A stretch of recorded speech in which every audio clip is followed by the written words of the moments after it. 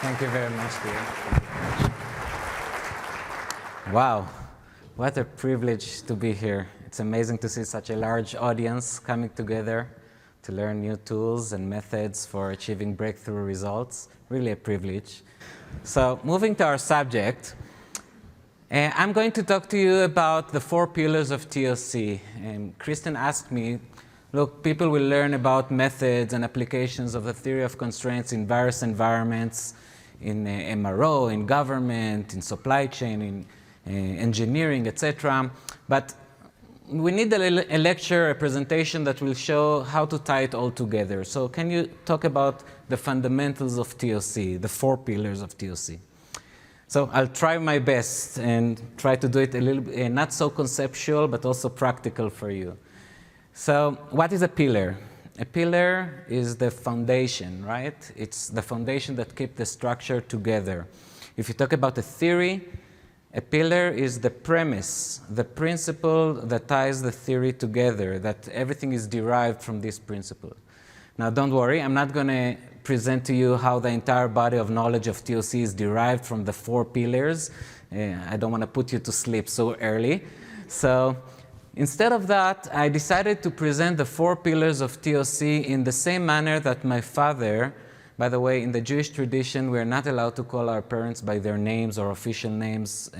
It's forbidden. So the only way I can refer to my father is by calling him father. So I will present to you the 4 pillars in the same manner that my father described them in his book, The Choice.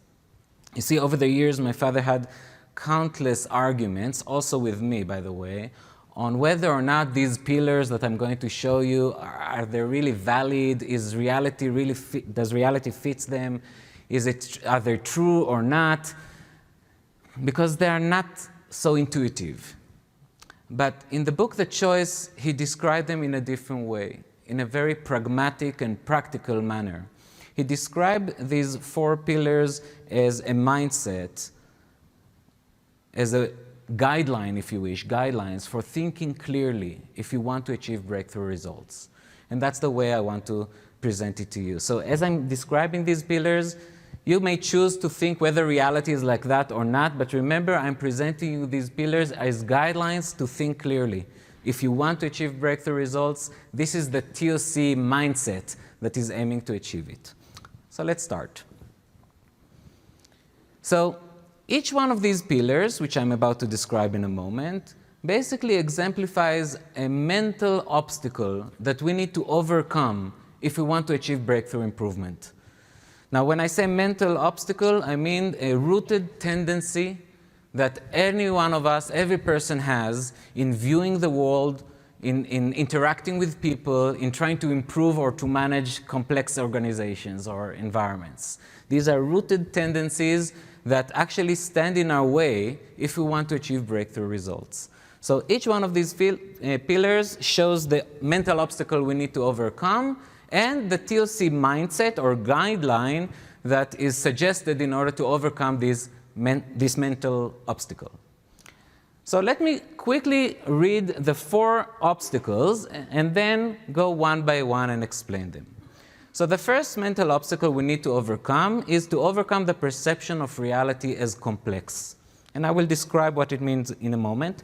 Let me just first do the overview. The second mental obstacle we need to overcome is to avoid blaming people. The third one is not to accept conflicts as given, as a fact of life. And the 4th pillar, which my father added in the last, I think it was during the last month of his life, is never say I know. Okay? Avoid inertia. Now let's go over it one by one and understand. Starting with overcoming the perception of reality as complex. What is complexity? Complexity is a situation where we have many different factors and elements that impact each other, that interact. And if you want to improve the system, we think that because of all these interactions, it's very difficult for us to manage it.